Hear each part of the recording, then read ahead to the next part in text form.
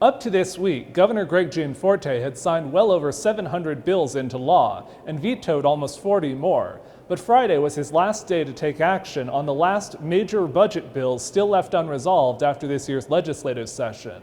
The biggest bill by far is House Bill 2, the state's main appropriations bill. It lays out more than $16 billion in state spending for the next 2 years. Gianforte used his line-item veto power to strike out a number of provisions in HB 2. In a letter, he estimated that would be about $31 million in spending. The biggest changes he rejected were a provider rate increase for air ambulance providers, proposals to use TANF money for programs like food banks and after-school programs, and an increase in funding for pre-release centers. HB 2 passed this year with support from Republicans and Democrats, but many of the most conservative Republicans said it raised spending too much, and called on Gianforte to use his authority to trim it. Gianforte signed House Bill 5, the long-range building bill. It includes hundreds of millions of dollars in construction projects on state facilities, including upgrades at the Montana State Hospital and Montana State Prison. The governor also approved House Bill 924, which sets up a new state trust. It will take in hundreds of millions of dollars to be held and reinvested, with interest funding programs ranging from infrastructure to childcare to property tax assistance. Gianforte also directly vetoed 6 more bills on Friday, bringing his total to 45 bills this session.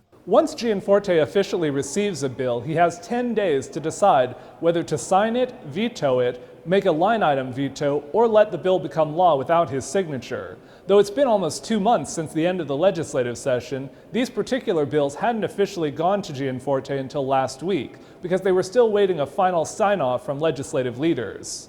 In Helena, Jonathan Amberian, MTN News.